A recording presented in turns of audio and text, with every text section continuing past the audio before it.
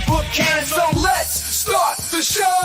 Joe and Jeff got the juice, keep the show on fire. Josh brings the news straight from the source with no desire. The judge, our wise advisor, keeps us in line. Fresh from the comic shop, showcase your design. Ask Joe the comic book ninja for insights to explore. The popcorn gets to know you from straight to the core. I guess out to think, cause we make some freaks. So much more to discover, this show's a hit. Anything can happen on a comic book canon. Anything can happen on a comic book canon. Anything can happen on a comic book canon. So let's start this show.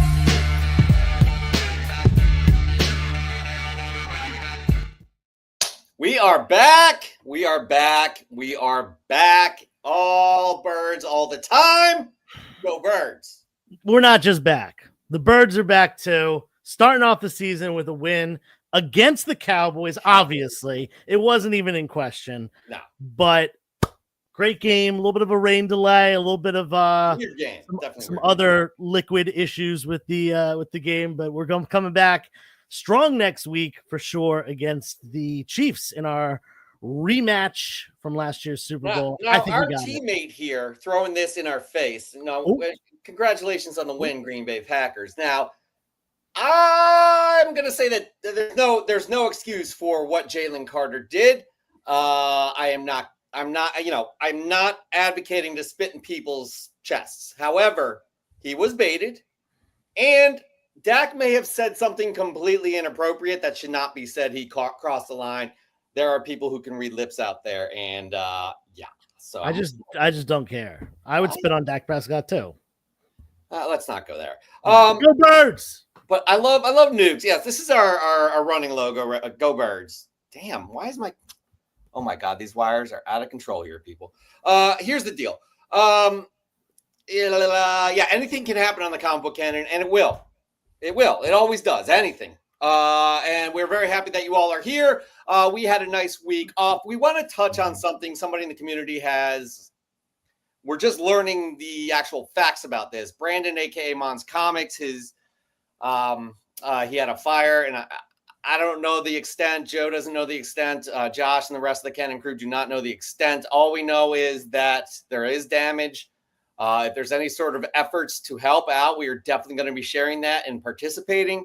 But Brandon, we hope you're doing well. Your Steelers won. I know you're happy about that, but obviously, I don't know what more to say. Like other than that, like it's just terrible what happened to such a good person, good family. And again, if there are any sort of ways to help, we are going to share those ways for sure. Again, he's an amazing human being, and we'd be honored to help out. But we have to do a show because millions of people rely on this show every week, and the show, as they say, must go on. Is that right, Joe? It is what they say. And we got some stuff to share. I got a really amazing collection this week. So I believe we have some footage of that collection. I mean, you shot it. Yeah, I shot it. So let's roll that footage. Susan, how about you roll that footage? Guys, I am so sorry, but I can't roll that video. I don't work for the Canon anymore. As an employee for CNGO, Rexy won't allow me to do much other than ensuring a smooth show. Again, I'm sorry. I hope you'll still consider hooking me up with one of your single friends. You guys suck. I literally own you. And to my beloved Canon audience, don't forget to get your CNGO merch to show how we all own these suckers. Ha! Link in the description below. Oh God!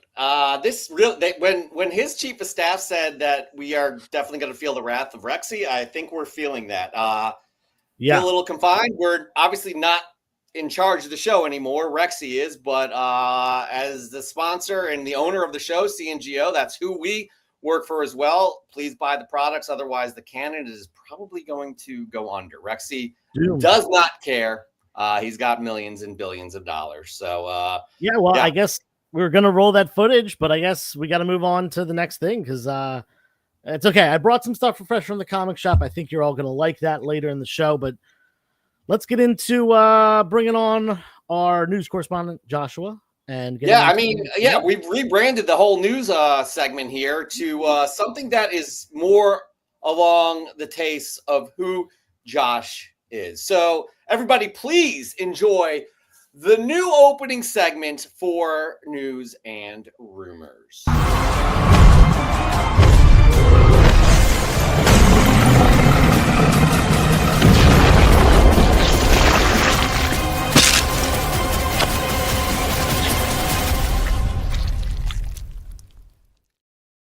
Josh, what are you doing?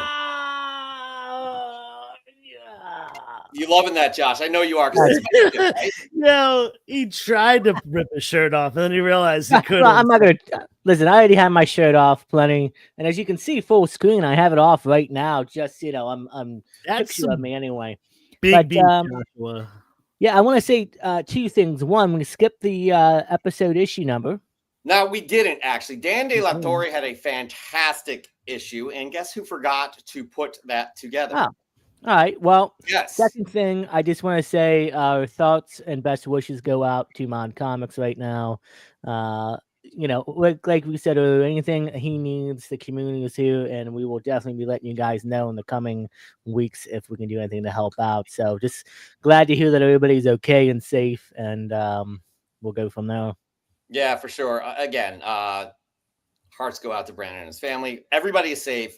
The whole family's safe, including the animals. So, yes. Joe, real quick, we do have to address this situation. Like, if it's not granted, okay, he may be into a different type of football. I don't want to generalize here, but throw it out there. Yeah, Tom's football is soccer. So, Tom, there is a sport here in the United States. It's called football. Other places it's known as American football, but it's actually real football. The team from the Philadelphia area is called the Philadelphia Eagles, and their color scheme is this green color. We got the Kelly green. We got the lights coming in on me today because this was the first week of the NFL season, and the Eagles dominated the Cowboys 24-21 for their first win of the season. Go Birds, first of all. Go Birds. Second of all, Josh, not sure if you're happy about this first comment on your rebranded segment, but it looks like you're composed That's of beefy tape one to you, my friend. Okay, wow. All right. Everybody like and subscribe if you have not done so already. We're going to get right into this big beef of news and rumors right now. Joshua, why don't we kick it off? Oh, by the way, yes, I forgot to produce the featured episode issue 238, Amazing Spider-Man 238. The Judge had a perfect one, first Hobgoblin. I suck. Joshua, go ahead. Cool. Yeah, so we're going to go on to some news, and we're going to some DCU news. A lot has been released in the last week and a half. Dynamic Duel is being rewritten. Now, that could be a good thing or a bad thing. It is said that Dick and Jason will both be Robins training to defend Gotham side by side alongside Batman. It may, however, not be DCU canon. I have heard that it could be DCU canon and it may not. I think technically right now, the reason for the rewrite from what I'm hearing behind the scenes is that Gunn wants this to be DCU. And they're going to rewrite the story to make it fit into the DCU along with probably the version of Batman in Brave and the Bold. So we'll have to see. But either way, I'm excited for this. And it's interesting because in the Amazon show that came out 2 years ago, I think it was, Batman the Cape Crusader, which was a kind of spiritual sequel to Batman the Animated Series set in the 1940s. There's actually Dick and Jason or orphans together in one of the episodes. So I'm open for this. And, two of my favorite Robins that grow up to be Red Hood and Nightwing, although I kind of would want them to see, Nightwing and Red Hood together instead of them being Robins, but we'll keep our eyes on this project as it keeps moving closer to production. So, Joe, yes. I have some thoughts. I don't like this not being in the DCU. Like I'm wanting all of this content in the DCU. I want them to continue to build this out. We were told this would be in the DCU. I'm interested on this take of these Robins together. Can we make this happen, please? So again, it's still a little murky if it's going to be DCU or not DCU. I'm okay with it overall. I just want it to be DCU, Joe. Yeah, I mean, I do want everything to be like cohesive in one universe because that has really worked for Marvel. even bringing in, you know, the Netflix stuff that originally wasn't, you know, that canon now, and it's great that those have connected, and some of them have even crossed over into the movies and the new shows. So yeah, I'm a little iffy about that. I think it makes things confusing for the more casual fan. It makes things less immersive for the more hardcore fans, which, you know, probably everyone watching this is considering themselves a more hardcore fan. You're watching a comic book YouTube channel on Sunday night, so probably really into this stuff. Yeah, I wish it was, but then again, DC for a long time has kept things, you know, with their animated universe very separate, and it's done very well. In fact, the animated films from DC are phenomenal. Some of my favorite animated movies of all time fall into that category. Yeah, that's a fact. Again, let's just get this straight. Again, I like what Gunn's doing. They have a great start, right? I just don't want it to become something that harkens back on what the DCEU was, where a lot of back and forth and a lot of people who are making decisions that shouldn't be making the decisions. I don't think that will be happening, but I also want them to have a solid plan, not make any announcements until things are solid. So again, that's all I'll say about that. Big Beef, let's move on to the next story, shall we? Yeah, some more DC. Wait, are you beefing? Are you beefing? Is that a good slogan we should use, Joe? No. Okay. Yeah, that's trust me. If I'm beefing, you'll know. You'll see the beef come out. Oh God. So look, moving on. Clayface has started filming for the DCU, and as you can see, we got our first shot here at Matt Hagen, who will be our Clayface. And honestly, I'm super excited for this now, a little bit more than I was, due to the set designs we're seeing. Some of the Easter eggs and some of the photos and different things are going down. There's actually a map of Gotham out. I'm really excited for this, and then it's connected to the DCU. And I'm going to say this, we need to have Batman in this film. Whether he's mentioned or he shows up at the end and you just see the back of him or something, I don't care. It needs to happen at the end of this film. And I'm interested to see if this Clayface will, you know, go in and form into like almost a replica of my Big Beef self. So we'll have to see. Yeah, this is cool. I love. Clearly, I think we're getting an origin story here because you know we see the actor portraying the actor with the screwed up face, and yeah, that's how the character eventually, you know, experimental treatment, yada yada. Typically, how it's done. So yeah. Real cool that we're getting this in the horror format. Written by Mike Flanagan, who's awesome. So this is a very exciting project to me for sure.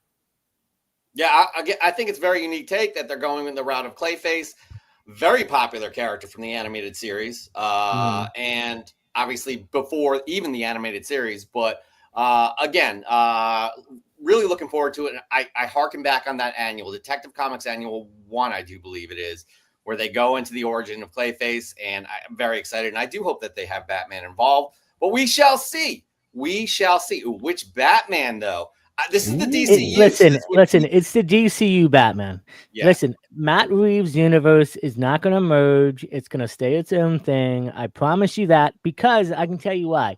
They're actually using the same sets pretty much in the same city that the Matt Reeves universe Batman is filming in. So people are like, oh, well, that may be the same. But everything's completely different between the logos for the Gotham police force, the designs, the sets. Matt Reeves' map of his world of Gotham is completely different to the DCU as well. And I'm 100% certain that Matt Reeves will continue to do his own thing and maybe get a spin-off other than Batman, hopefully in the future. We'll have to see. But yeah, I'm telling you, it's going to be two different Batmans, and I'm all for it. More Batman, the better. He's the best comic book character ever, so yeah. Ever. Are you sure about that? But you guys can tell us in the comments if Batman is the best character ever. I don't agree with that. Joe doesn't agree with that, and probably most of you don't as well. He's the But number here's the one big like character selling I'm talking hottest still. comic I am book. talking still. Hero. I'm talking still. Mute this guy. Anyways, I don't have anything more to say. That was just a dramatic pause. A dramatic pause. Let's move on, Mr. Beef. Let's move on to the next beefy story. So this is pretty cool. The trailer for Marvel Zombies has officially released, streaming September 24th on Disney Plus. And it actually looks kind of fun. It's gonna be obviously a Elseworlds kind of thing. Well, maybe not, because different universes, but it looks fun, entertaining. Funny thing to me is that we're actually gonna get Blade. After 8 years, he was announced. We're finally getting Blade in a animated Marvel Zombies film. Yay. Probably never see him in live action, unfortunately, but hey, at least we're gonna get him in animated. Now this is gonna be again. I love the animation that Marvel's doing. Was it Eyes of Wakanda? That was fantastic. Fantastic. I encourage all of you to see that. I haven't finished What If though, the latest season of What If. But if you look closely at this poster, I know it's a little bit small because we gotta beef it out here. But you see a lot of cool characters. Scarlet Witch apparently is going to be leading this horde of zombies. And you got Star. It looks like Star-Lord in the front there. Cap is down at the bottom, crawling his way through. I believe that's Ant-Man back, right? So it's a lot of fun stuff. I'm excited for this one too. It's coming out this month, guys. It's coming out this month. So more Marvel content. Very excited. Is that Star-Lord or is that Hawkeye? No, that's Hawkeye. That's Hawkeye, right? Yeah. Okay, I thought that was almost like a. It's okay. We at least have one knowledgeable person about comic book. I think that might be the Hulk in the background, hulking out. I can be wrong. I'm Hulk. That was really good, Joe. That was very. That was more Colossus than Hulk, though. Wait, you're the Hulk. I'm and green. I'm the big. All right. Move it. That's terrible. Moving on to a story nobody really cares about. Let's go. Sophia Turner will officially star as Lara Croft in the live-action Tomb Raider series coming out on Amazon. Look, I just love the Adam Hughes covers for Tomb Raider, and I actually love the games that came out the last 10 plus years, and the new game is in development. So I'm happy for this. I kind of would have want Haley Atwell, honestly, to play Lara Croft because she actually voices her in the new animated series that came out on Netflix. So I think she's built pretty right, kind of like the Adam Hughes cover. So, but hey, listen, I'm up for it, and I think some comic fans might like this beefy story, if you know what I mean. I'm gonna jump in real quick. I could care less, but I do love Haley Atwell. That's it. Yeah. Okay. Yeah. Angelina Jolie did a great job in the late 90s. I feel like she just looked the part so well. Those movies weren't good. Was there one or two? I don't remember. I think it was like two, maybe a third one. Really? Okay. I think I've seen at least the first one. That being said, I don't see Sophie Turner in this role. Nor do I really care. I'm not much of a video game guy. I played these games when I was a kid and haven't thought about them much since. So not my thing, whatever. But hey, people enjoy it. Maybe it'll do well. First of all, Raising Elm says howdy, y'all. Second of all, Josh is going to like this because any attention he gets regarding the big beef, he's just in. So don't make him beefy. You wouldn't like him when he's beefy. How about that for your tagline? Say it dramatically. Don't make me beefy. You wouldn't like me when I'm beefy. Nothing more to say to that, man. I mean, all right, let's just move on to the next story. More beefy, awkwardness is going. This is the first time we're going with the big beef for news and rumors, and it's just an awkward segment at this point. Should we just cancel the whole thing? Cancel the canon. Cancel the canon. I'm going home. I'm already home. It's not our call. I'm starting a new show. I'm starting a new show called Comic Canon Book. Oh, good. Finally. So I got the floor. People, put it in the chat. What do you want to know? That guy and his stuff. Jeff, get back in here. I'm here. Never left. How do we get out of the contract we have with Josh? We're stuck. Rexy has us by the balls. For those of us that 4 out of 5 have balls. Yeah. I mean, Naomi's pretty ballsy, but we don't actually know specific. Well, let's bring Naomi in right now. Naomi, how's the big beef going right now with this segment? How is it shit show? No, I don't know if you guys saw what I put. I put it Slim Jim content. That's how big and beefy this is right now. Right. So basically, it's. There were so many just like looking at each other and waiting for somebody to say something funny or cute. And it's just not happening, is it? Yeah, what's going on? I would think that you guys would be way more pumped after the Eagles win. But that was 2 days ago, 3 days ago. Yeah, but they barely should be won. They barely won too. So let's just be honest. Was it barely? They're a formal shell of who they were last year. Eagles are going to blow it again this year. They're going to win the Super Bowl. You know how it is. God, here we go. Can we just move on to this story here? I got all the images for you to play with. Let's go. Look, the biggest news that dropped in the last week or so, Man of Tomorrow has officially been announced. One of 3 sequels technically in development for Superman from James Gunn. Now, this is going to be interesting because from what I'm understanding and hearing is this is actually going to be a Lex Luthor focused story. Superman will have a main part, obviously, in the film, but this is going to be more of like a Lex Luthor movie. I don't know how to feel about that because if you guys watch Superman, spoilers, he actually killed a dude in cold blood. Straight up shot him. I don't know if people want to get behind Lex Luthor after that. We'll have to see. But, I mean, if Brainiac's probably going to end up being the villain, which I think is 99% going to happen, because why else would Lex and Superman need to team up? And then, of course, they have the War Suit, which, by the way, Action Comics 544, go out and buy it right now. I got one for $700 for sale. But I'm super excited for this, and this will release in theaters July 9th, 2027. And we'll talk about that in a few minutes because it's a stacked year for comics in 2027 for movies. So I'm excited for this.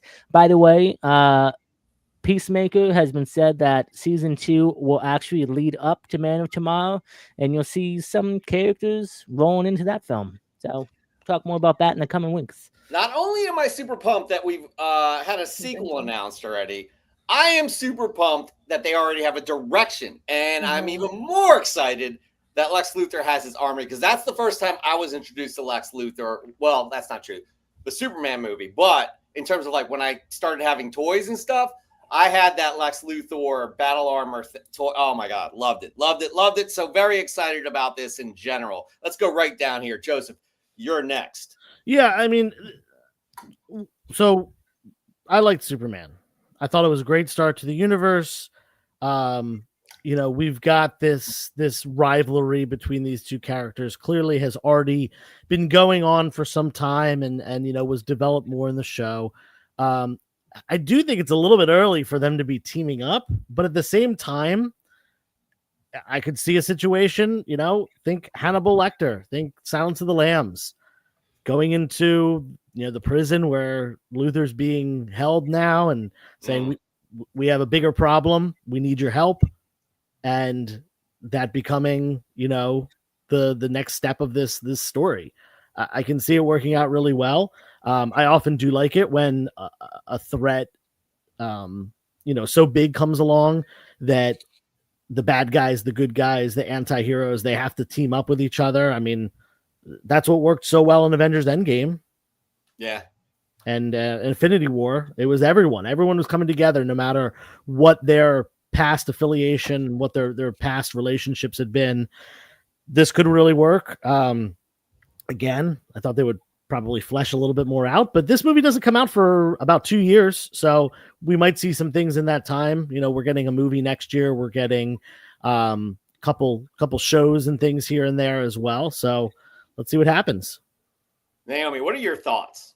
So I have to agree with Kate that Nicholas Hoult was so good in it. So I can see why they really want to emphasize his character because, I mean, I think along with Mr. Fantastic, like he kind of stole the show for me. I mean, obviously, I think everybody all together, but his character, I did a video on it why I think that he was like one of the greatest villains portrayed on cinema, because he just did phenomenally. But I do think, because like I agree with you, Joe, that seems a little early, but come to think of it, when you said there was all these other projects in it, it's kind of like they probably will do like a Penguin kind of thing, where they might throw in like some supplemental content to help lead up to that point, where it's not just going to be like, now they have to team up because, you know, they have to get rid of like this guy. And I think there'll be something in between now and then that'll at least bridge that gap a little bit for us. Well, we have two huge things that will bridge that gap with the Lantern series as well as Supergirl. So like that could be some sort of beacon there where Brainiac comes in or something like that, where there's a gigantic threat where they do have and Peacemaker has Peacemaker, right? Exactly what the Big Beef here said. James Gunn Peacemaker said will that play season into 2 Superman 2. Is that what you said? James Gunn said that season 2 will lead up directly into Man of Steel. There you go. So something's going to be happening, especially with, and granted, I haven't seen episode 3 yet, Joshua. So please. Man, let me tell you something. We'll talk about it. We'll talk about it in the chat. Anyways, again, Nicholas Hoult was fantastic, but I think the material he used as to why he was so fantastic and why he had a reason to hate was the writing of James Gunn, and I loved it. And we talked about that weeks ago, but it was fantastic. Can't wait for it to get on HBO Max. Let's move on to the next news story, which this is pretty big. Just like so 2027 is looking to shape up to be a huge year for comic movies and comic fans. So Spider-Man Beyond the Spider-Verse will release June 25th. Superman Man of Tomorrow will be released July 9th. The Batman Part 2 is scheduled for October 1st, and Avengers Secret Wars is scheduled for December 17th. And hey, we still haven't had anything else announced. We might still end up getting some shows and movies from both Marvel and DC, and maybe even a few other movies announced. We'll have to see. But 2027 might be a generational year, they call it, for comic book movies. I think obviously like Batman and Superman are going to do well. I don't know about Secret Wars or the Spider-Verse movie. We'll have to see. But yeah, I'm excited either way. And you know what? Clear everything else out. Just give me Batman Part 2. I don't need to see anything else that year. That's honestly that's my most excited movie. I'm excited for it in the next few years. So we'll get there eventually, though. Okay, this is a tough one for me. I know Joe, I'll just say it for you. Like, it's gonna be Batman 2, right? I'm with Josh on this one. I would throw out these other 3 movies in order to make sure we get a good Batman 2. Yeah. Hold on. Anxiously watching is anxiously watching us. Hello, anxiously watching. We're hoping you're not too anxious. Naomi, it's down to us two. Which of these 4 are you looking most forward to? Oh, Batman. Batman is my favorite comic book character of all time. Like, since I was a little itty bitty girl, I have like the old school gray with the yellow, shirt. Anyways. I mean, I am very much looking forward to the other ones, but the way that they did Batman, it was so good. And then like obviously the Penguin, I don't know, I'm fully invested in all that, and I don't really care that Zoe Kravitz isn't coming back. I don't think she needs to. So yeah, I'm excited about it. I just rewatched the Batman and the Penguin season 1 together last weekend, back to back. Yeah, man, that hits so it's hard. So hard. Yeah, it hits so hard. It made me excited for comic book, because like comic book movies are always, to me, going to get you a little hyped, if not fully, but like something about how like dark and gritty, and like every time I hear that Nirvana song, something about it just hit so hard, and I'm very, very excited. I'm so glad that they finally, got that script going. Okay, so I'm the only one that hasn't answered here, and I'm very excited for all 4 of these, and I'm trying to think which I'm most excited about. I'm going to have to say Secret Wars. I'm saying Secret Wars. I'm saying Secret Wars.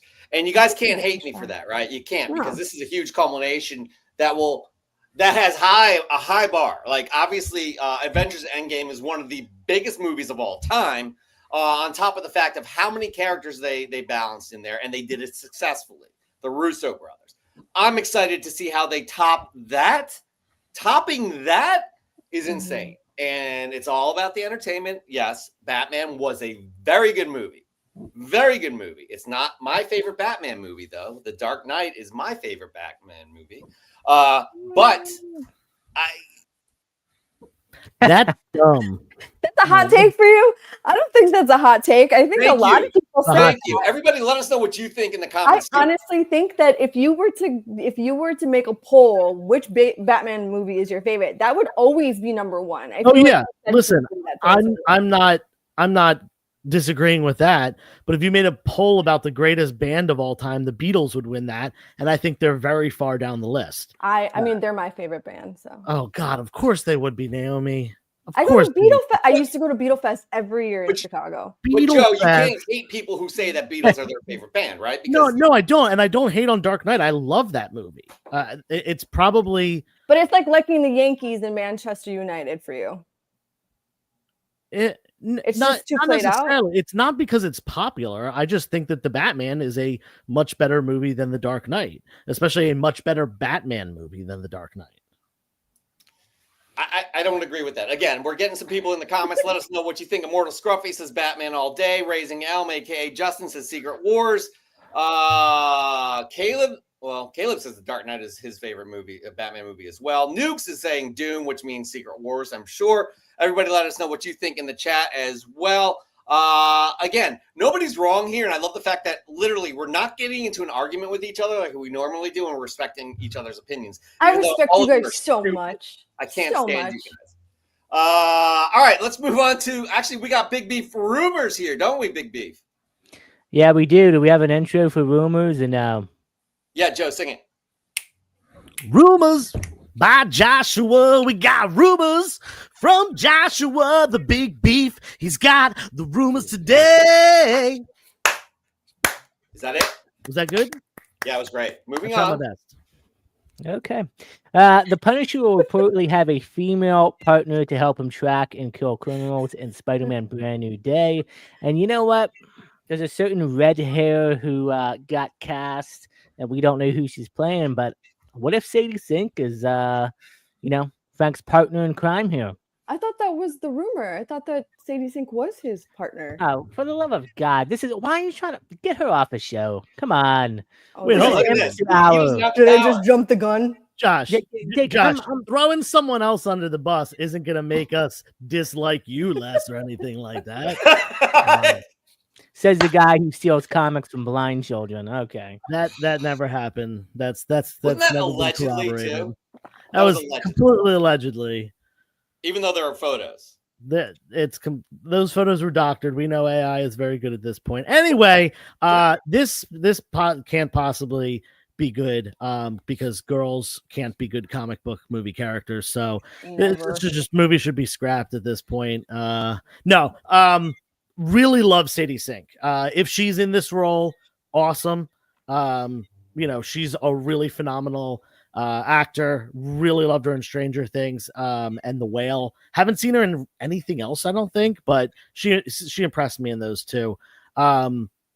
Punisher having kind of a sidekick, or it's going to be interesting because he's such a lone wolf character that I think there's going to be a lot of tension and stuff like that, which can be really good for the development of the character. But yeah, excited about this movie. Very, very excited. Yeah, this is going to be huge. Again, we got the Hulk, we got the Punisher. Sadie Sink is going to be playing some sort of character. I would think that Sadie Sink is playing a character that is known and not one they're going to make up, because I've never known the Punisher to have a sidekick, a female sidekick. Or Microchip was a sidekick, I guess, in a way. But a female sidekick, I don't know. Maybe he's teaming up with a known. Well, it is in the comics. He does have a female. Yeah, what's the girl's name during I can't remember. Smuggler's Run? Is that what it's called? There's a run of Punisher where he does have She actually does have red hair in the comics too. So Uh-oh. Yeah, Well, there we go. I Why heard is it nobody was actual speculating on character. this, Mr. Big Beef? Naomi, what do you think about this? I'm excited. So when I saw that Sadie Sink was going to be in it, I was like, cool. I mean, obviously, I thought she was going to be like parallel to Peter Parker, which is fine. I was like, okay, but knowing that she's possibly going to be part of the Punisher side, even better, because like I think it's so like everybody knows the Punisher, everybody knows his MO, but like to have a kind of like a wild card, because I feel like women can, when you see like that they play a character that goes against that feminine, like caring, loving, like logical, you know what I mean? Like if she's cold and like cutthroat, I think it would make it even better. So I'm excited to see what she's gonna bring, because I feel like she has that look that would very well, that she could play that very well. I could see her being a hard ass in some way, but Yeah. I did not know that Punisher had a female sidekick at one point who does have red hair. Yeah, I was waiting for this, Dan. I was waiting for this. Lynn Joe, Michaels. Lynn Michaels. That's Paul. Paul just dropped the name of the person. No, Lynn Michaels isn't a sidekick. She actually takes up the mantle of No, Punisher. I know, but that's who I was thinking. Raising Elm, what if it's Frank's daughter from another timeline? I'm sick of the multiverse at this point. Yeah, I man. can't wait for this to end, and I'm hoping it's not another timeline unless it's May Parker. That's it. That's it. That's May it. Day. We don't know. All right, let's move on to the final beefy story of the week. What do we got, Big Beef? Yeah, I think Jeff might really like this. So Garrett DeHaan, who is playing in Lanterns, liked a picture where his character was next to Black Hand. Now, however, they did have a picture of him a few months ago before he got cast in Lanterns, and as him as the new Green Arrow, and he liked that picture, and there was speculation. Personally, I think he may just be pulling everybody's chain, just keep things funny going. But he's going to be an original character, and we don't know his full arc. So it is rumored that we might end up getting Black Hand in Lanterns, which might lead to a bigger, movie in the future. We'll have to see what happens. So I'm all for it. I really need a trailer right now for Supergirl and Lanterns. Or more set info. I believe Lanterns is done filming, if I'm not mistaken. But yeah, so we'll have to see what happens. I'm excited for this show, and hey, if they want to build out and do Black Hand, let's do it. I have some of the books. I'm going to be rich, so it's all matters to me. Yeah, I'm excited about this because Blackest Night was one of my favorite storylines that really cemented for me Green Lantern being my favorite DC character. And with the Black Hand as kind of the driving force in Blackest Night in a way, I really loved where they went with that, which could lead into a Blackest Night in the DCU, which would be amazing. So I was excited to see this, and I liked what he put with each of the characters, who's playing who, the Atrocitus too. Like what? So because that hasn't been announced. Sinestro has been announced, but Atrocitus has not. So anyways, I'm excited about this. Joseph. Yeah, I'm not a huge Green Lantern guy. I've said this many times, not super big on DC stuff, but so many of my friends that are deeply, deeply involved with comics, some of them even working, in the comic industry one way or another full time, are obsessed with the Green Lantern to the point where Green Lantern is their favorite character. So I'm very excited to kind of finally really get, hopefully, a good interpretation of these characters that my friends love so much. Obviously, we did get a movie years ago. We won't speak about that movie because it was not good. Very excited for this because it'll give me something more to talk about with those friends. So hopefully they continue to be my friends. Joe has friends. Listen, now, Naomi, we know Green Lantern is not Batman, but what are your thoughts on this in general? So I'm going to be really transparent with y'all. I don't really know very much about the Lanterns. What I've learned is from a mutual, Jakey, who you guys had him on the show. Mm-hmm. I learned so much from him. He's a big Green Lantern dude. So like he'll talk about them a lot. And what I've learned from him about the Lanterns, and then I'm reading the current series that's going on, the Ultimate or Absolute. I really like it. It's really good. And so when I found that he may or may not be in it, I really like him as an actor. So I thought that was kind of cool. But I'm excited for it, especially because of what I now know. I just think it's really cool. I really like it.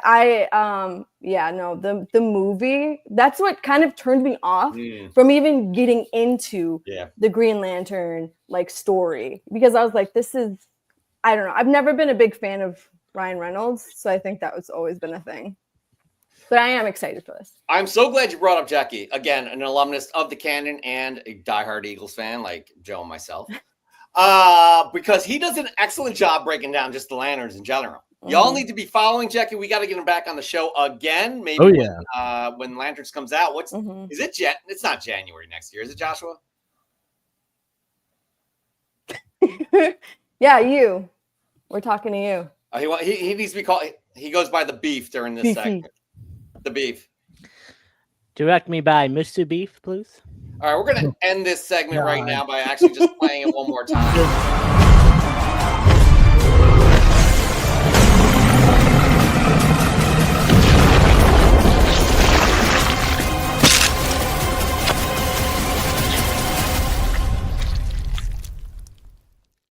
We'll have a shorter end to that segment, but well done, Beef, Mr. Beef. You did a great job. Senor Res. Oh, is that how you say beef in Espanol? Res, yeah, beef. Es verdad. Es muy verdad. Solamente, hablo español un poquito. That's awesome. Excuse me. This is America. Speak American. Come on. Here's Joe. Also, he's going to get me deported one of these days. Spock. Oh, wow. The lighting is similar for sure. All right. Here we are, everybody. The five of us, the Canon crew, indeed. And yes, Derek, his license plate does say Mr. Beef. Now, here's the deal. Everybody get your questions in for Joe and the Canon crew right now. It will be a very good time. But I'm bringing you all up here right now because did you know that DC and Marvel co-own a character? I do know that. God, who is it? Who could it be? Did you know Marvel and DC share a superhero? In the 1990s, the impossible happened. Marvel and DC actually co-created a character. His name was Access, a hero with the power to travel between the Marvel and DC universes. Debuting in DC versus Marvel #1, Access became the guardian of both worlds. His mission? Keep Marvel and DC separate, because if the two universes merged, reality itself would collapse. He even fought alongside DC and Marvel heroes to prevent the destruction of both universes. And here's the wild part. Access is legally co-owned by both Marvel and DC. One of the only characters in comics history to exist in both universes at once. And yes, he still exists. In fact, he's even popped up outside of DC and Marvel's crossover, like a brief appearance in Green Lantern number 87. So the next time you see Marvel and DC fans arguing, just remember, the two biggest rivals in comics actually share ownership of a superhero character. Will Marvel and DC bring back Access? Let us know in the comments. And if you didn't know, now you do. That is fascinating to me, especially because they're going to have a follow-up to DC, Marvel versus DC. I think it's coming out this month. Is it not, Joshua? I think it's actually October. Whatever. I'm not mistaken. So you know what else is in October? Tell us. My birthday. Yeah, we're totally having a surprise party for you, and we cannot wait. Joe, did you book that place? Yeah, I booked the place. I got the cake. I got the candles. We got a 5 and a 0. Ready for the party. In 11 years, yeah. Now, this is something we haven't had to do in the past. We have to run things by Rexy and his team. So I hope you sent that invoice in because you put down the credit card and okay.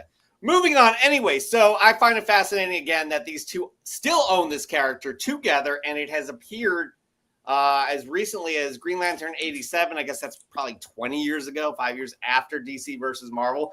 But it shows that these two conglomerates can get along and create things together, as they're going to be doing next month during Naomi's birthday celebration. Yep, it was just for me. It's co-parenting is my kink. So yeah, it's gonna maybe be. We'll get a DC Marvel movie in the future. Oh, and then we can all get along. Beef, do you know? I may or may not know something. No, this guy's just making it. on.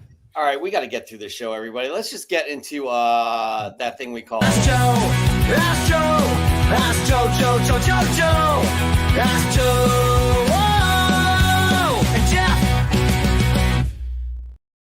Okay, a lot of green-themed questions here going towards Joe. So here we go. Have you found the architect in the Matrix, Joe? I am not a fan of the Matrix movies. Really? Just put that out there. And I like a lot of like weird sci-fi stuff, and I like V for Vendetta, which was done by the same team. But yeah, not a fan of very Matrix. sci-fi though. Matrix, I would call sci-fi. No, V for Vendetta. Definitely No, not. but it's the In- Wachowskis. I Yeah. don't know how to pronounce the name. Anyway, next question. I got a next live question. You know, Moving it on. looks like you're more in like Beetlejuice. Remember when like the door opened and it was green? I'm in bird country. Oh. Anyway, Ask Joe, Jeff, Josh, and Naomi not to judge. Very interesting. And to be excluded. How does that feel, Wow. Mr. De La Torre? how Like dare my former they? love life before my marriage. Okay. All right. Do y'all ever go back and rewatch episodes of The Cat? This is a funny question. No, I don't do that at all. I don't want. I've never rewatched an episode, but there are things that I've gone back to rewatch because I want to something funny happened or something just was really good timing or something, and I wanted to see how it looked to the audience. Specifically, a couple years ago when the chair that I'm sitting in now broke for the first time, and I fell out of the chair on live, in front of millions and millions of viewers. That was definitely one of them. It's fun. It's fun. Sometimes we have to go back and watch episodes for the newsletter. But other than that, I've never watched a full episode all the way through again. And it's probably helpful, again, if we did this. And maybe Rexy will be making us do this as, part of our work, because he's actually making us call people to tell them to watch and buy CNGO products linked down below. So we're literally cold calling people. But and I'll answer this for Josh. He has to go back and watch these as part of the therapy process because he is, currently in therapy for how much we bully him. So he's working through those issues. We're trying to be a little bit nicer to Josh here. But Josh, take this episode with you, and hopefully you and your therapist can work out some. I'll It's say like this. exposure therapy for him. Well, anybody could help me out with therapy and anger management, but I'll say this. My favorite episode to go back and rewatch is the episode when I told everybody Robert Downey Jr. will be doomed. God. anyways, I don't remember that at all. Actually, No. you know how I remember that, Joe? And tell me if I'm wrong. You and I both said that. You and I both predicted that, correct Yep. or not? I was the first one to say to drop that name in that role, and Josh argued. I was the first one to really say it, but you kind of extrapolated more information from that because you know what I mean. But I was the one. Sure, I'll allow it. All right, fine. Moving on. And another funny comment about the green. Have you found the Red October? No, Thinking that you're in a sub. I'm not. Bleep. But my grandfather was during World War II, so submarines always interest me. Okay, fascinating. You do look like you're somebody's watching you through some infrared glasses, by the way. Just want to. Yeah. All right, ask Joe and Jeff and the Comic Book Canon crew which MCU movie was good / entertaining the first time you watched it, but was not watchable a subsequent time. Ooh. Very good question. Who's got one? Who's got an answer for this? Because it's even at the worst was like Thor 2 for me. Iron Man 2 were the two worst movies. Well, Thor 2 is just a bad. Like the first time I watched it, I was like, "This Really movie bad." sucks. But I don't think I've ever been like, this is unwatchable. What was I thinking? I don't think that's been the case for me. I don't know. How about you guys? I have one. And this Iron Man 3. Iron Man 3 started out brilliant with Ben Kingsley as the Mandarin, a veteran actor, and he had me as the Mandarin, a badass character. Mhm. And then they did something incredibly stupid. And they did a switch where these, I don't know what they were, Molten Men people. One guy claimed he was the Mandarin. It was horrid. I never watched it again. And again, had they kept Kingsley as the Mandarin, he would have been a mainstay for villains, because the Mandarin was a kick-ass character. It still is, as far as villains go. They ruined that movie because they had a different director. It wasn't who was the guy who did I keep forgetting his name. Favreau. Jon Favreau, thank you. Yeah, he did a great job for the first one, so in the second one, but third one I will never see again. Well, but here's the deal. That's not what he was asking. You just flat out did not like that movie because of the turn. Well, no, I am answering it correctly. With respect, Jeff, he asked which MCU movie was good, and it was good up until that point of the switch. For the record, I liked Iron Man 3. I thought it was good. I liked what they did with the fake who did he play? Kingsley. Mandarin. Also, they're doing something with the 10 rings still, I do believe. So, anybody else have an answer for this? I'm going to say something a little controversial here. Go ahead. Because when they came out, my mind was blown. I was like, oh my God, blah, blah, blah, blah. And that was Infinity War and Endgame. And wow, they since have dropped down my list pretty decently. They were like, when they came out, I was like, this is the best one yet. But realistically, the Captain America Winter Soldier and Captain America Civil War, I always say this, those are my two top MCU movies. That little duo right there is better than the Infinity Saga duo of Infinity War and Endgame. So, I mean, I'm not saying they're bad. They're still top 10 Marvel movies for sure, but they definitely dropped down. I will also say that one that's definitely less watchable the second time is Deadpool and Wolverine. Whoa! Look at this. Yeah, Nukes. I'm totally with you. I'm totally with you on that one. Nukes just said it as well. That movie is not a good movie. It's fan service. It's just cameos and comedy. It's fine. Don't get me wrong. I enjoyed it. It was an enjoyable movie, but it's not a movie you watch a second time. It's just cameos and comedy. Once you know the jokes, once you know who appears, it's not that good of a movie. I haven't even watched it. You haven't seen Deadpool Wolverine? I can't stand Ryan Reynolds. Oh, that's right. Okay. So, Joe, for me, I'm just like, no thanks. Joe, I agree with you with the Deadpool thing. Let me press you on the Infinity War and Endgame. What can you isolate? What made it drop in your mind? Because those are two of their best movies. Yeah, and there were certainly I think it was just the hype of the time that everything kind of was concluding, and then going back, I was like, I like these movies. They're definitely really good movies, but they're not the two best. And there are other. I could probably name 3 or 4 other movies in the MCU that I like better than Infinity War and Endgame. Okay, I got one, and I'm gonna say Captain America 4: Brave New World. I'm my thing is it was enjoyable when you saw it in theaters, but I went back rewatched it when it came out on Disney Plus, and man, is that thing just I hate to say it, but kind of trash. Like it's so oft, and I know behind the scenes what they cut a lot of stuff, and this movie would have been so much better if they didn't cut and paste and go around and do everything. And it sucks because I love Anthony Mackie and I wanted to support him. I think he's still a good Captain America for Sam Wilson, but that movie is just there's no point of the movie anyway. It doesn't you can not watch that movie, you can skip that movie, and you'll never miss anything in the MCU. It does not add anything to the MCU at all. Probably. That's what we said. I think Joe and I were big on that it did not move anything forward. It didn't move the needle forward. It wasn't cohesive with anything, really. It was cut up. I'm telling you, I know behind the scenes, and they got rid of a lot of stuff, and they cut everything up, and they Frankenstein that movie, and it's a shame. It feels Frankenstein's monster. There's a Frankenstein movie coming out on Netflix. I'm excited about that, actually. Moving on. All right, we're going to move on to a live question from the judge himself. Judge, what do you have? First of all, huge compliment to Naomi. Beautiful hair this evening. Thank you.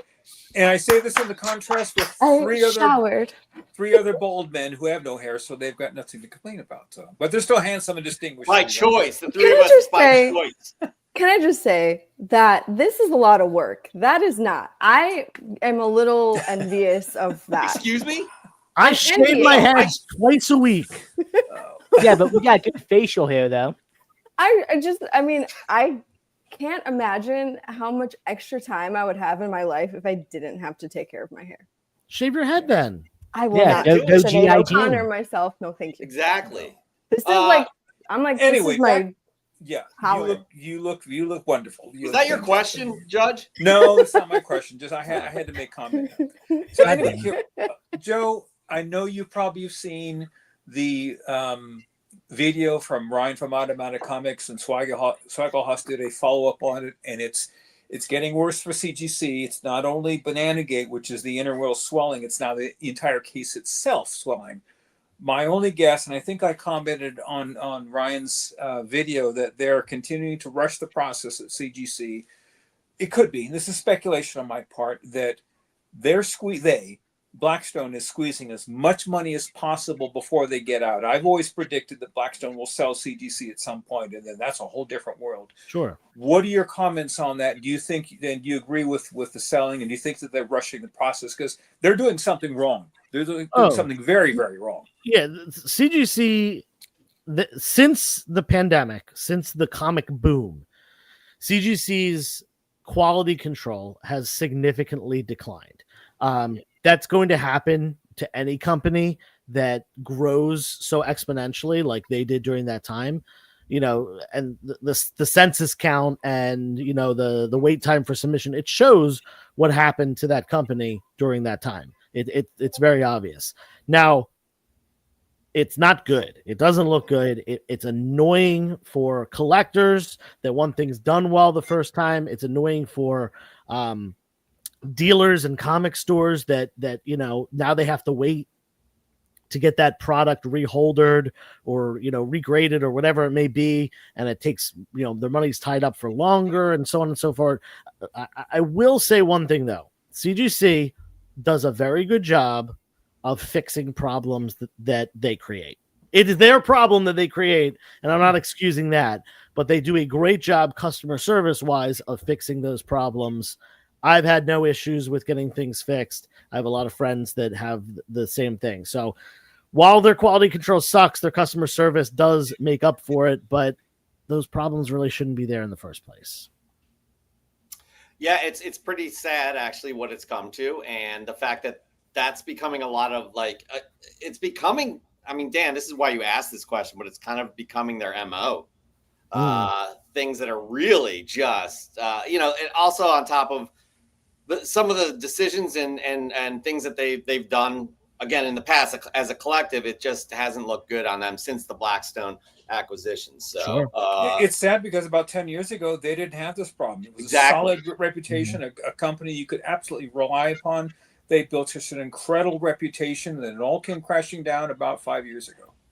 Yeah, and I wouldn't say it came crashing down. Certainly there are at least a slightly higher percentage of issues per book graded, but they're grading way more books now. So I think that they're just more widespread, and given the internet and social media and stuff like that, those issues are more visible.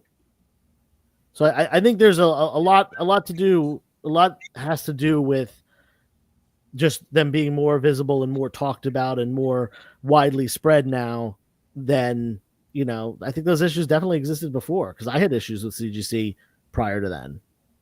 So, yeah, I think social media, it plays into it. It's this whole culture that we have of, people complaining on social media, people making a big deal out of things. Unfortunately, negative things get very high viewership and yes, that's how it's always been. Reactions and what's the word to clickbait? Not clickbait, but over sensationalized. No.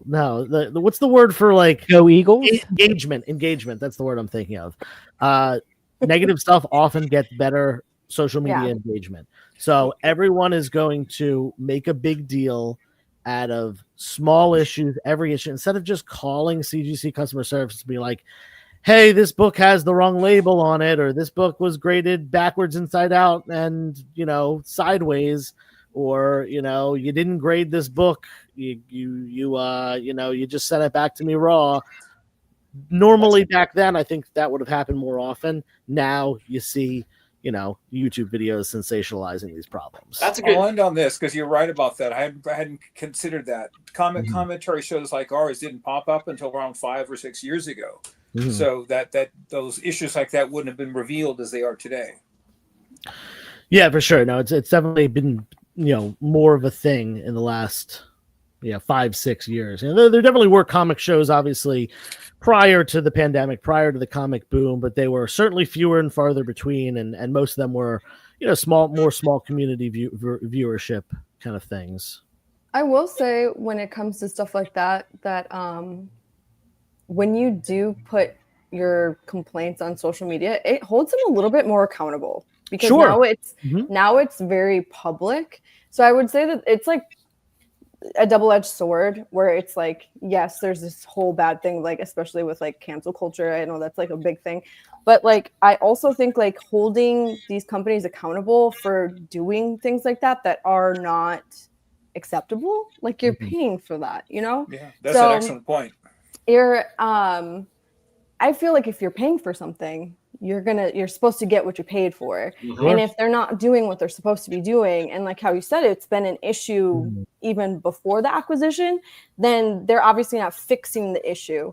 So maybe putting them on blast is probably like, it was more of a good thing. Yeah, no, I'm totally with you on that. Like, there should be some level of visibility. I totally agree that there should. I'm just saying there's a big difference between visibility and like some of the tirades that I've seen. Yeah, some people like, the world doesn't revolve around you and your comics guy on YouTube. Oh, I mean, you got enough of a platform. Apparently, it does. Yeah. Oh, yeah. I mean, I gotta say this. God, yeah. We should have actually coordinated with the VMAs, because we only have 11 million people on now. And again, we are a weekly show. The VMAs. Do people even watch the VMAs anymore? Is the VMAs tonight? I didn't even know that. Well, if you would watch football, you would have seen the commercials non-stop. So anyways, obviously they should have reached out to us. Hey, do you want us? Are you okay with us doing this on a Sunday night? We would have been, but it's anyway. So I don't know what my point was, but there we go. We're going to move on to the next question from the immortal Scruffy. I'm not sure. This feels like a dad joke. Ask Joe, why does Professor Hulk wear glasses? That's an interesting one. Yeah. I know it. It's probably to partially differentiate himself between like the regular Hulk persona and the Professor Hulk. Like, oh, I've got glasses. I'm smart. I wear a lab coat sometimes. They're blue light glasses. Oh, yeah, that's fair. Yeah, for sure. No, they're blue because he has to stare at a screen all day. Like corneas. Yes, exactly. Same as Beast. He had to do the same thing. Oh yeah, he wears them down here. Beast probably wears contact lenses though when he fights. You know what I mean? Here's a follow-up question. Well, if they're blue lights, you don't need them. Hulk is my favorite character, and I know his regenerative powers rival Wolverine's. Why does he have to wear glasses? Because his eyes should be able to regenerate. But also in the Avengers Endgame movie, he wore the gauntlet and it burned up his arm. His arm should have healed within minutes with his regenerative power. I don't understand why that didn't happen. So they might have what I have. So I have to wear glasses when I read. Full-blown AIDS? Oh, Joe, what are we going to do with you? This is probably you know what it is. Your joke. Thank you for joining. It's always the most extreme thing with you. I know. I apologize. Don't cancel me. Josh is actually blushing right now. That's how bad that was. I am too, but you can't tell because I'm green. Don't worry, I'll say something to get me canceled. I don't know what I was saying. Look, let's focus a little bit on Naomi with this next question. We're down to 2 subscribers, by the way. Naomi, how does your back hurt from carrying the show? I got something I want to say, but I kind of know if I say it. I'll probably I know. Here we go. Wow, following up on Joe's AIDS remark, I'm not sure if that's. Oh wow! Oh man. I have to say that I have 3 herniated vertebrae, so it already hurts. But No, I will gladly carry all these men on my back because you know that is a beautiful answer. That I'm like Atlas. Just put back there. Jump on, baby. Let's go. That is a beautiful answer that we expected you. That's the way we expected you to answer that. So, granted, it's not our call to keep you on the show anymore or not, fire people or not. Yeah, Rexy kind of hates me though. So if you want to move on, so I'm not sure if you got to have one-on-one conversations with him. But if you do, just tell him that you really think we are a great fit for the show, even though we created it. And I'm at the bottom of the totem pole with him. He doesn't even answer my texts. Oh, okay. So. All right. Well, we got to have a conversation about him offline. That's a corporate term right there. Moving on. After pre-code, what's your favorite period? This is Joe. Period for horror comics. I'm a sucker for Bronze Age myself. Yeah, I'm with you on the Bronze Age. It's when the Comics Code Authority lifted a lot of the restrictions and stipulations regarding the horror comics, the certain kinds of monsters and entities that could be shown in comics. Prior to the Comics Code Authority easing up in 1972, it was like ghosts and like big scary, like almost like kaiju-esque monsters. You couldn't have werewolves, you couldn't have zombies, you couldn't have vampires at all. So yeah, they really, Bronze Age was a great time. Also, my favorite artist, my favorite comic book artist of all time, Bernie Wrightson, got his start during that time, mostly known for doing horror and horror related characters and titles. So that's definitely, other than the pre-code, specifically pre-code EC stuff, Bronze Age Marvel and Bronze Age DC, Swamp Thing, Werewolf by Night, Tomb of Dracula, those are all titles that I have completed runs of that I hold on to. I have a question. If we could be scary characters, who would we be? Who would you be, Joe? If you were a horror character? A horror comic character or horror? Any just horror, period. Man, so I was very, very obsessed with the Universal monsters as a kid, specifically Lon Chaney Jr.'s depiction of Wolfman. Damn you! Damn you! I was gonna say that. For a furry, I expected that. I was gonna say, isn't a wolf a furry? I mean, Naomi, when we finally meet each other in person, we're gonna have a boxing match or something. Wolfie would pay for that. Wolfie has nards. Yes, he does. That's wow. That is so on the nose, Joe. The great follow-up question by Naomi. But I also I remember my guess is wow. I guess I'm kind of incriminating myself too, but my mom made me a Wolfman costume when I was like 8, and because I loved those Universal monsters as well. I also had one. I'll answer 2 questions at once from Naomi. What character would I be? And my favorite Bronze Age horror character would be the Ghost Rider. Okay. Oh, that's a good call though, Dan. By the way, Nukes Comics Trap Set Catch. From well done. I have to go with, I'm a chess player. I don't play checkers here. Josh and Naomi have not answered. You have to answer that question too, Naomi, even though it was yours.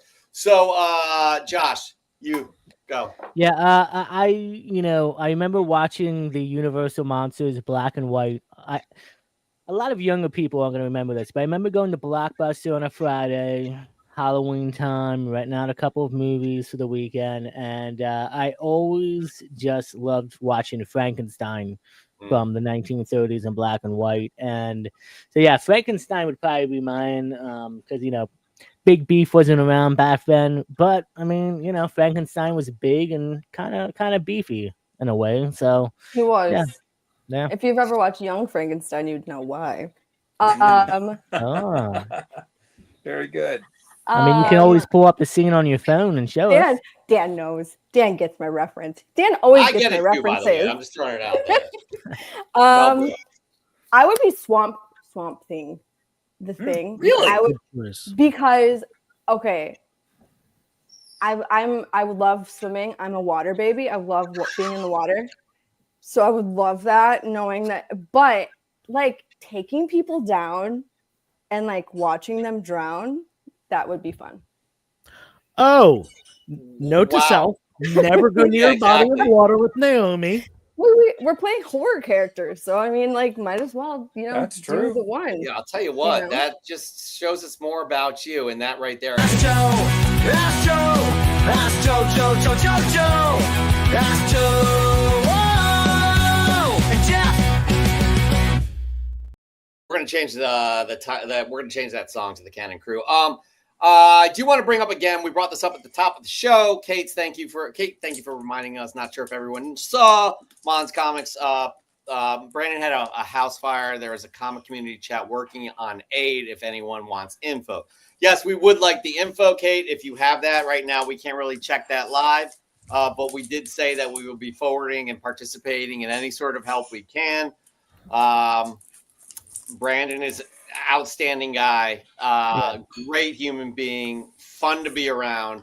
Glad that his family, his pets, everybody is okay. We don't know the extent of the damage. So Oops. Sorry, maybe I'm right back. Update us right now, Kate. That'd be great. And yeah, we'll go from there. Yeah, I would love that information. Yes. That'd be good. We will be sure to post that. So, all right.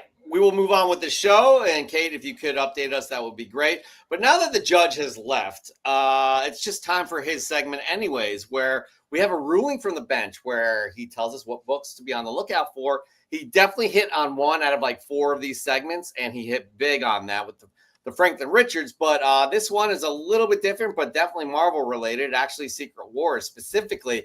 And why don't we just get into it right now? Welcome, everyone, to another episode of Ruling from the Bench. I'm Dan De La Torre. Today, we focus in on Fantastic Four number 319. This issue was written by Steve Englehart and drawn by Keith Pollard. The comic focuses in on Doctor Doom squaring off against the Beyonder. It's a very complex cosmic story that has lots of guest stars, including Kubik, Molecule Man, the Shaper of Worlds, and, of course, the Fantastic Four. This book is a reasonably priced spec at only around $5 or so. I would definitely get your hands on it sooner than later because you know these two are going to square off at some point after the Secret Wars movies. Everyone, thanks for joining. For the Comic Book Canon Show, I'm Dan De La Torre. And this is Ruling from the Bench. Case dismissed. Now, Joseph, I'm not sure if this is a bestseller for you. I do remember this book. Ron Friends with the cover. Outstanding cover. But again, one to look out for because the judge he's picked one out out of 4. Yeah, FF has been it's all over the map. Some FF stuff,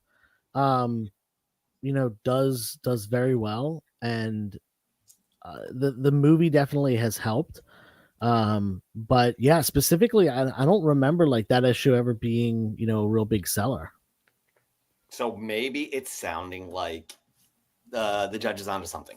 Now, here's the deal. I'm feeling, I have to be honest with everybody here. I'm feeling a lot of pressure going into the last segment of the show.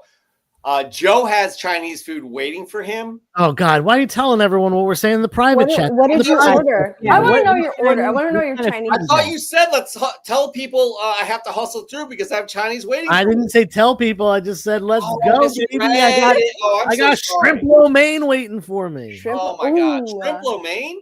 Scramps. Why don't you do beef lo mein? You know what I mean? Scrampies. Do you know what I mean? Yeah, I do, unfortunately. Look, tell me what I mean. Sour chicken. Give me a 5.5 pound tub of sweet and sour chicken. 5.5 pound tub. I'm not done yet. 5.5 pound tub of sweet and sour chicken. Give me a 2.5 pound tub of shrimp fried rice. Call it a night. Fresh from the comic shop, sponsored by CNG.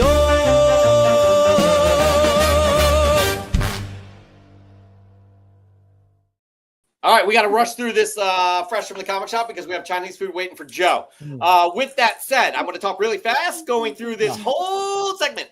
You send in your fresh cats, and we put them up here on Fresh from the Comic Shop, where you can win a wonderful t-shirt from CNGO, just like the previous 8 people that have won. And we do have some announcements to make that I can't keep talking like this. I'm sorry.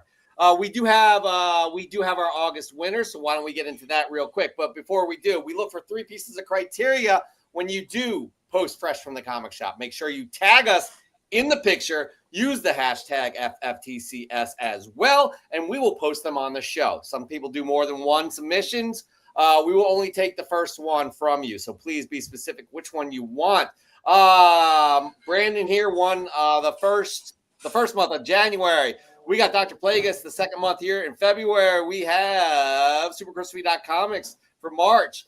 April is Nori. Jordan. May is Mike Haggs. The June winner is Spuds Comics. The July winner is Bond, Paul Bond. Now, the August semifinals pitted Mark Lineker versus Kate's Comics, which means we had Kate's Comics going up against Raising Elm. And the winner of August is Raising Elm in a close one, wow. 55% to 45%. Congratulations, so Raising Elm. Wow. I'm sorry, what's that? Wow. Congratulations. Wow. Nobody sounds excited for him. Both of those books were really great. It definitely was tough, but you're right. It was very, I said congratulations. Josh is like, wow. Great. Well, yeah, everybody I was saying, wow, at both of those pictures. They're both just like top tier pictures there. I don't know why an Easter Bunny beat out Harley Quinn, but hey, cool. God, okay, anyways, why don't we, Jesus, this is a, rough ending. Honestly, a rough ending. You should be grateful you're here. You should thank Rexy every day that he still keeps you on the payroll. Look, man, we got Chinese food to get to. All right, moving on. Let's get to our first submission here from Kaboom Comics. This was it was a late submission before our break, and we're gonna get into it right now. It's eligible now.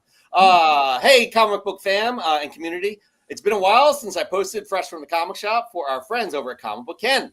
So I've always had these two doubts about the first black suit and the first cover of Venom. So this Amazing Spider-Man 315, his head is on the cover before the full page on Amazing Spider-Man 316. And Marvel Team Up 141 came out the same month and year like Amazing Spider-Man 252 from May 1984.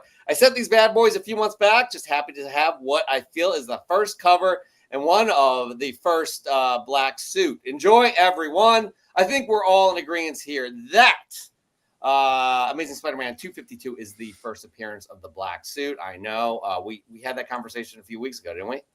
Second appearance. That book came out a week or two after. You're saying Marvel Tales? Marvel Team Up came out. Team Up. I'm sorry. Yeah, it came out a week or two after ASM 252. Yes, that's what I said. Yeah. It also came out the same week as Spectacular 90. Yes, exactly. So we're all on the same page here. All right, who wants to go first? Joshua, you're going to go first. This is a test to see if you remain on the show for the rest Let me do all three? Yes, please. Remember, there's Chinese food waiting for Joe. He has to leave. Keep it beefy, but keep it short. So the big beef was out and about on Labor Day, and my local comic book shop had a flea market. I love going there, and I picked up a lot of good books. This is Secret Origins #4, Lee Banjo Harley cover. Also a bit of a key. This is technically the first appearance of Damian as a Robin. It's set between Battle for the Cow #3 and Batman and Robin. It's a short story, so technically it is his kind of like first appearance. So that's pretty cool to pick up. And then another vendor had a ton of Gotham City Sirens for very cheap. So, of course, I had to grab these covers. Gotham City Sirens issue #12. Check that out. Nice and beefy, really too. cool cover, I have no idea why you got that one. There's 4 reasons on the cover, but I mean, you guys only need one. Gotham City Sirens #24. This is an amazing cover with Joker on this. Check this out. Oh, that's dope. I mean, you know Harley's on there, but like that's really good. And actually, I didn't realize this, but hey, look, Clayface is also on the cover. Oh wow! Well, in the background. That's I pretty think cool. his teeth are kind of greenish, but yeah. So, these are my pickups from the flea market. And I tried getting Joe to come down, man, because there's a lot of good stuff there for cheap. You got those at the flea market. That's cool.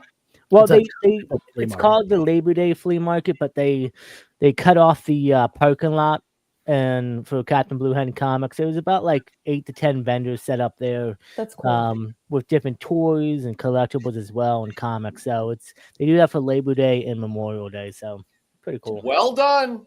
Well done. You didn't fail us at all. All right, next up, another person who does not fail us is actually your nemesis, Nori Jordan here. There we go. Nori Jordan. Wow, with the Electra submission. Not many people have Electra submissions. I have to say. Hello, everyone. I am still stoked with. I'm still loaded up with the books from Terrificon, but I was able to pick up a few new books. Electra has been one of my favorite characters since I began collecting comics, and I never miss a series. Even though I was not a fan of her Black, White, and Blood series, the covers were some of the best. I was able to find the number 4, 1 in 25 variant with a lot of other books. It's a beautiful cover and a nice addition to my Electra collection. Take care, everyone. Again, I really, really do like the fact that he's submitting Electra here. And it's a very cool, I think it's a cool cover. So well done. Not many people do Electra, I have to say, Joe, just letting you know about that. Speaking of Joe, why don't you show us your fresh gets? Yeah. So I bought 5 collections this week, 6 if you include, I guess technically 6, but ranging from a small one that was just a small stack of books up to one that was many, many, many, many boxes. One of them was a woman came to me with a bunch of reusable shopping bags, grocery bags full of comics. It was 80s stuff, red, kind of late bronze through the copper age, mid-grade. Are you still waiting on the Chinese food? Because if not, just keep talking. You shut up. You're taking my time. This is my time. Put me back. Good. I need to be the focus of this. So anyway, within that box or those bags, I ended up giving her more than she was even asking for because it was a larger quantity, but it was lower grade stuff. Weirdly enough, there was one hidden gem, one single Silver Age book in that entire collection, and it was this Avengers number 3. Nice. Low grade but complete Avengers number 3.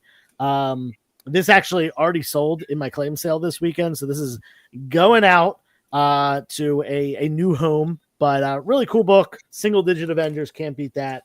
This next one was in the small collection I bought. This is Amazing Spider-Man 700, the Skyline variant by Martin. And this is a very common one to get a lot of signatures on. And that's exactly what this has. Cool. This has 19 different signatures from, everyone from the modern Spider-Man guys, such as like Dan Slott and Humberto Ramos, back to, the mainstays during the Copper and the Bronze Age. We've got Klaus Janson, David Michelini, John Romita Jr., and even going all the way back to Stan the Man Lee himself in silver right there. Nice. Yeah. So, and fortunately, this guy did a really, really good job of being meticulous and boom, wrote all the names and the years on the back. So this one, I'm deciding I had to pay a lot for this. So I'm thinking maybe I sell it, but at the same time, maybe I keep this and just keep adding signatures. Yeah, keep it. I want to. If it's in the budget, I will keep this and keep adding signatures. But I did pick up a bigger book recently, this next book, for my personal collection. This was a really great situation where I put a bunch of books up for auction, basically with the plan to use the money from selling those books to purchase this book in the same auction. I got this bad boy right here. Detective Comics number 69 from 1942. This classic Joker cover with Joker coming out of a lamp, 2 guns in hand pointed at Batman and Robin.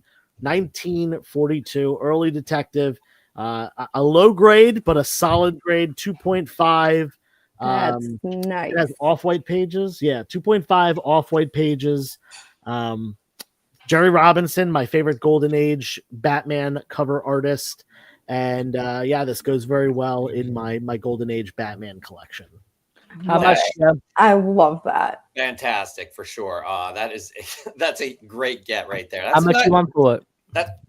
Josh, you couldn't pay me enough for that. But that Spider-Man one's outstanding too. All right, we're going There's to a move price on for now. everything, Joe. We're talking about Elektra here, and how we rarely see any sort of Elektra submissions. However, a lot of people, if you have like a nemesis, let's say, you do like, and you have that certain personality where you have to one up some people. That's some good tea. You try to copy them. Is that right? I don't know what the Josh is a copycat. We know it. Yeah. Okay, so I just don't know what the No. psychology I is think behind that. Pinky up. Copied me. Not quite sure because I'm going in the order of submissions is what I do. So with that said, I mean, Josh's comics. Look at an Elektra submission. Wow. Okay. So Josh, I guess well done. Black, White, and Blood #2. Adam Hughes cover, one of my favorite artists drawing one of my favorite ladies. Seeing Adam's take on Elektra, electrifying. Well done with the wordplay there. Also believe this counts as a negative space cover. Still, anytime I grab a Hughes cover featuring my favorite ladies, I'll always buy. Enjoy this beautiful fresh from the comic shop. And fuck you, Nori Jordan. Wow. Wow. I don't see that there, but that's rude. Wow. No. Hold on. I think you messed up. It said, fuck you, shorty. Oh, jeez. Oh, Got geez. it. Anyways. I do like the come submission. Like, seriously, I do love the submission. And the picture behind this, by the way, Nori Jordan is here. The picture behind this, that looks like a Barry Windsor Smith. Is this from the book? Like the interior of the book, Josh? I'm being serious here. I'm being serious. No, it's not. It's just something I threw together to, make Nora Jordan look weak and small. Okay. Well, anyways, I do love the pic. I love Barry Windsor Smith, and that looks like a Barry. Yeah, and Windsor it's better than his. So I mean, hey. I mean, yeah. Yeah. You pull up both. I mean, yeah. No. I'm staying out of it. We have. Anyways, Naomi, do you have anything you'd like to share? Yes. There we go. Look at I got a Whoa! birthday. It comes with a pizza. That is awesome. Yeah. I Now- found it at Goodwill. Practically, like, how can you use that in your daily life? Talk to us. Every day. I just put my stuff in it. There you and go. That's cute as anything. That's all we need Put to my do. That's size back there. Yeah. freaking outstanding. Absolutely outstanding. Wait, so it's got pizza? It's not a specific turtle, is it? No, I mean I could make it but it's not. But look at that- the inside. Look how cute that is. With a slice of pizza. That's With great. a slice of pizza. That's so cool. It's so cool. It honestly looks like maybe it was worn like once. That was it. Oh. And yeah, my dad saw how excited I got and he bought it for me. Outstanding. A Supreme Love. I'm not sure what name you go by on the Instagram. Instagram is trees, tunes, and trees. I did not get that. We cut it off at 5 p.m. Eastern time. So I think you did it 2 weeks ago. I think you did it maybe during the off week. okay. We did go through everything.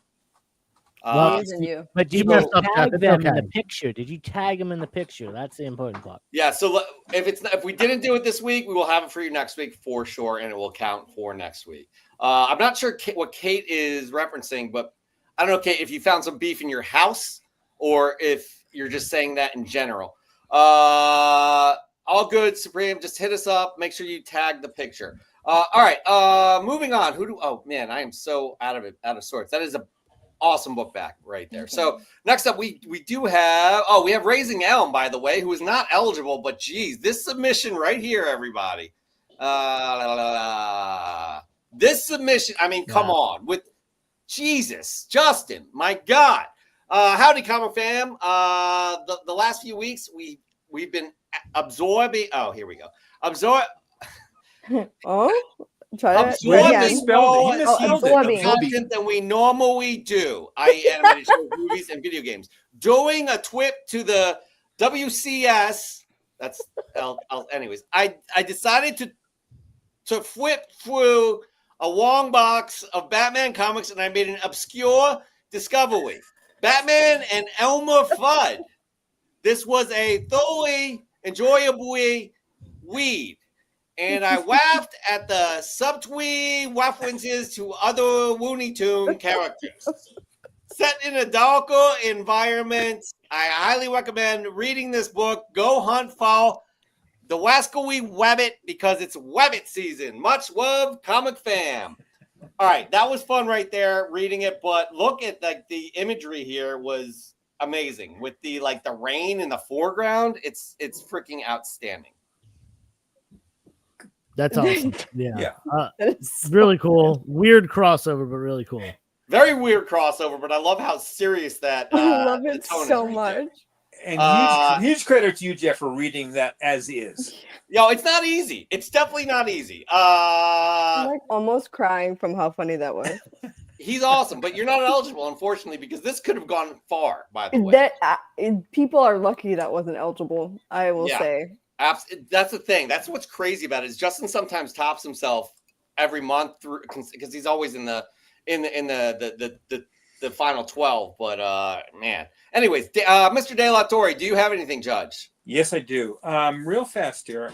I was given a small collection here, and some of these are okay, but this is a gorgeous cover, and I fell in love with it. Ooh. This is X-Men number 7, and damn the glare. It's got a beautiful Mystique and Cyclops cover. I'm not doing it justice by the reflection, but it's just a gorgeous cover. Really I'm really taken by that. It's beautiful. This one, I was digging through my collection last night, thanks to Spine Ticks anyway. And I found this. Oh, I love that cover. Yeah, paid cover price for it back in the day, and I dug it out, put Mylar on it, and that's sort of a hot book at the moment. But as I also said on the same show last night, that my collection, if you want to look at it a certain way, is sort of like the land of misfit toys from that. What was it? Rudolph. Rudolph, thank you. And I found this. It came in literally yesterday, and it's off. It's a huge piece to my Avengers collection. I'm trying to collect Avengers 1 through 100, and this is a major piece that I was able to get to for a very reasonable cost. First appearance of Kang, Avengers 8. That's cool. That's I haven't heard that name in so long. It's actually restored, and I dealt with the dealer on eBay. He was very, very nice, and we came up with a fair price to reduce it. So there's some restoration on it, but I don't care. I got it for a great deal, and this is one of the major keys off my list. So, He looks like he's playing Plinko. That's 3, huh? I've got a few more. I'm probably 70% of the way over to get my 1 through 100 run. I've got all the big keys out of the way. Now, let me know what you need. I have a bunch of them. Okay, I'll send you a list. Deals being made live on the show. I have like what you might need. Amazing. So just It's terrible. I have the power, Naomi. He feels good. He feels so much better about himself. And you've been demoted to the bottom row with Josh. You know what? Power bottoms unite. Okay. Yeah. Anyways, right. Josh does not want to be part of that. Fresh from the comic shop, Daredevil 272. Matt and Brandy attempt to help the mysterious number 9 enter the dangerous shotgun. Pencils by John Romita Jr. Words by Ann Nocenti. I picked this up while long boxing at DBS. Good stuff indeed. Nukes out. This is kind of a classic run. I didn't appreciate the artwork back then, but I definitely like John Romita Jr. these days for sure. All right, as we all know, Joe has some food to get to. Yeah, man, I'm gonna say something right now. So I don't know if the screens are messed up, but when she went to go punch, it was punching like not in my direction. I'm on the other way. Screens are not the real screens. Yeah. Okay. Yeah. So punch that way. Anyways. Oh, shit. Josh, you're backwards. Dude. You should have gone the other way. Are you okay, buddy? Beef. Broke my chair. No, did you really break your chair? No, you did not. Hold on. It is the second chair that is broken live on Canon. 2025, the year of the broken chairs. You know he actually did because he's blushing. His face is like red. You know he actually wasn't broke it. expecting that, but okay. Damn. Anything can happen on a comic book canon, and it usually does. Well, Josh, while you get that fixed right there, I'm going to show my one blew fresh me out get. of stomach. I don't know. Yeah, Jeff, what did you get? I did get some. Oops, that's not me. I totally get us so confused all the time. God, I'm hungry for Chinese food.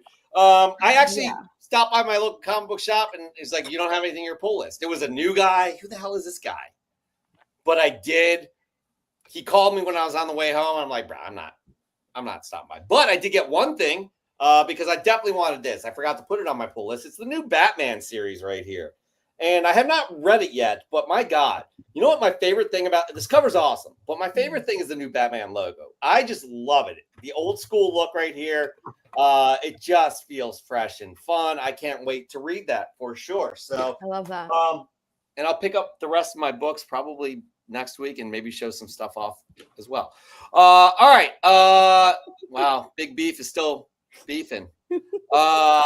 Let's bring the judge back in. We have one more submission here from the Immortal Scruffy. Haven't seen much from the Immortal Scruffy in a long time. Always participating in the chats and stuff like that. But here we go. Hey, comic book family. It's been a few months since I did one of these. Just been super busy. Having a 2-year-old is no joke. The terrible twos are real, but it was my birthday. It is my birthday next week. So my wife surprised me with this. Teen Titans #2, first appearance of Deathstroke, aka the Terminator. I've been wanting this book for a while. I'm so happy that you got it for me. We didn't get it. It's his wife, by the way. What do you think? Wade Wilson and Slade Wilson are father and son because they both have the same colors. Just food for thought. Have a great one, comic book family, and stay frosty, my friends. By the way, I just want to say Immortal Scruffy is from Canada, and he spells colors COLOURS. There's nothing wrong with that because he's very nice, and he's from Canada. Well done right there. So, Joe, I'm going to go over the ones that are eligible. Scruffy is eligible. Nukes is eligible. Mark Leneker did. Oh, we skipped over Mark Leneker. Hold up. I'm glad I did this, by the way. Who's running Mark this? Leneker Who's running this ship? This is a fantastic submission right here, everybody. Wow. Golden Age goodness with Batman 83, April of 1954. We've got bowling, some Robin bondage, and some conniving crooks, courtesy of legendary Batman artist Dick Sprang. This was, I believe, his last original cover on the Batman title. Sprang also contributed some interior pencils to this issue. I was going to try some bowling puns, but I'll stay in my lane and spare you. Oh my God. Well what a done. post. Oh, wait, I'm not done, by the way. Okay, got a split. Whoa, Mark. Did not know you as a joke. Triple entendre. Yeah, it was well done. Mark Leneker is eligible and Kaboom Comics. So, with that said, I have 2. Okay, well, I'll give you one. You give me one. We'll see if they match up at all. Definitely, I like Mark Leneker's. Time out. You missed one. Kate, I did not get you. Did I not get it? Did I not? Kate, you know we're good about this. I thought I saw that on IG, so she did submit one. Oh, Kate, did I do you wrong? I apologize if I did. Shoot, let me. You guys want to pull it up quick? I'm going to try to. I'm digging for it now because we didn't pull up a Supreme Love, and we can have a Supreme Love and Kate's next week as well. You're starting. Well, it's a new month. This is for September right here, by the way. I'm reading Kate's right now. We need to pull it up though. Pull the picture up. Who's got the picture? I don't have the picture. I don't have it either. She says that's okay if not, so we'll have it for next week. Kate, please retag us. I'll make sure it is there for next week. It's a good one too. It's a good one. It's up to Kate. It's up to Kate again. Okay, cool. Who are we doing then? Anyone? I don't see it at all. Like I thought it. All right, we'll have them on next week. Hold on, wasn't it the what is it? Batman 181 first Poison Ivy? Was it that? That's what I see first. Let's not do this right now, actually, because all right. we got people watching us, and we're just like fumbling through our phones, and there's Chinese food waiting. Right, there's Chinese food waiting. Look at how hungry he looks right now. I'm famished. He's turning green. Sorry. one of the ones that I was thinking. Love Mark Lineker's. It's a unique book, cool cover, very goofy, very indicative of the time, and the write up, the puns makes it such a great post. Also, love the background here, the old school Batman cape and cowl logo, which is my favorite era of Batman logos for Mine sure. too, for sure. This is top notch. Okay, again, this is tops for me. I love the story with Immortal Scruffy, and this is a gift from his wife, and I'm not sure how into comic books his wife is, but that means if she's not, that means she pays attention to his interest, and I think that's really cool that she would get him something like this, because again, it's kind of an obscure gift if she's not into comic books. So with that said, it's between these two, and I'm leaning one way. I am too. Okay. All right, on the count of 3, one. gentlemen. Okay, One. the judge has to count it, and after the 3, 2, 1, after the 1, we say it. Yes. 3. Time out. Let me just think this over as Joe. Jeff, I have lo mein. It's getting cold. It is cold. Actually, I was thinking No, it's about the low cold main. It's already. probably, guys, tell me if I'm wrong, but it's probably bad to Cold eat this skippies. late, especially like carbohydrates and all of that greasy food. Like I'm going to Chinese- carbo your hydrate in like 2 seconds. And Chinese Whoa. food does not reheat Whoa. very well. Okay, go ahead, Judge. And 3, and 2, 1, go. Mark Lineker. Lineker. Oh, that was Mark good. Lineker, you are moving on to the semifinals. You made your way to the semifinals last month, and you're doing it again this month. Well done, Mark Lineker. Well done, everybody. Kate, we You apologize. need for to not having- officiate it, Jeff. Take Kate, that off, we please. apologize for not bringing it up, your submission up this week, as well as a Supreme Love. Truly, hit us up, DM, etc., etc., etc. We'll make it happen. Great show tonight, Mr. everybody. Jeff, remove your hat, please. We haven't officiated Shit. the whole I thing. always do this to you. Come on, geez. What about Come Joe's on. hat? I'm going to give you push-ups next time. Mark Lineker, you are the winner for this evening. Congratulations. Case dismissed. I apologize, Your Honor. Where was I? Yeah, it was a great show tonight. The Big Beef, really. I think you made an impression. Beefy A one. beefy one. The The You're great. beefiest impression you can your make. great beefness. Everybody. Perhaps the big beef will make an appearance. It's not shrimpy. At It's the end of the beefy. episode. And thank God the big beef is not anatomically correct. Right. That helped out quite a bit. Well, Just- you guys are all worried about the wrong I things mean, here. Why speak not? for yourself, Judge. And Furry Joe I just here, like that everybody's again, talking Furry about Joe, my beef. That's with all. the color scheme going on with Furry Joe's room. We love that as well. Go Birds! Go Birds! I don't know how. That's all I got to say. We want. That's so cute I that feel you a love lot of those pressure boys right now. so much, and you just in there oh, like little unicorn. By the way, seriously though, Brandon, we will have information on how to help Brandon's family. Kate, I'm not sure if there's anything out there right now, but if there is, we will be sharing that and participating as well. We truly appreciate you guys spending time with us. That's the most precious commodity. Real quick, round the way. Let's go with Judge first. I'll be on Spinetix next Saturday and back with you guys next week. Always a pleasure to be with all of you. Thank you so much. Naomi. I love it here. It's so fun. I get to make fun of all these boys, and they can't do shit about it, except for taking me off the screen. Beef, your turn. I'm extremely beefy tonight and excited to be here. And I'm Prove pissed. it. I broke my chair and I have to figure something out. And maybe the Canon will reimburse me my $20. Good word. Talk to Good Rexy. wheelchair. But great submissions tonight, and always fun joining the crew of the Canon. And again, my thoughts and best wishes go out to Brandon, and hopefully we get some stuff together for him and help him out in any way we can. Joseph, it's your turn. Yeah, definitely look out for some kind of fundraising or help that we can do. Obviously the fact that his family is safe is the most important thing. It's terrible that they, have lost all or the majority of their home. I know it's probably far down on their list of their concerns right now, but his comic books may have I been thought about that. Yeah, that's definitely a factor, and he's been working very hard to build a collection over the last number of years. I plan on, no matter what we do outside, as far as fundraising or whatever, just, I'm probably going to get together some books that I know are titles and stuff that he likes and send them to him. Maybe a couple of kids appropriate titles for his kids. I think that despite that being so far down on their list, I think that could be something that would really help, improve things for the whole family during such a difficult time. One of my friends had a house fire as a kid, and I know it was big deal for his family. They had a lot of things came out of it that were negative, but at the same time, like, we look back on it many years later and like would talk about it like as if like, I remember that thing happened.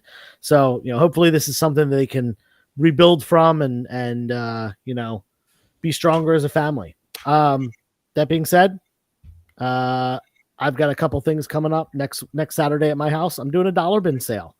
Love to do them. Have local members of the community come out, dig through some boxes, fill a long box, fill a short box, whatever it may be. So if you're local, next Saturday at my house, 8 a.m. to noon. It's a whole block sale. So my whole street's doing yard sale stuff. Great time to get out, walk down the street, grab a pizza at Renato's, and come hang out at my house. All right. Well, until we see you all next week, please be good to yourself. Be good to others. Peace.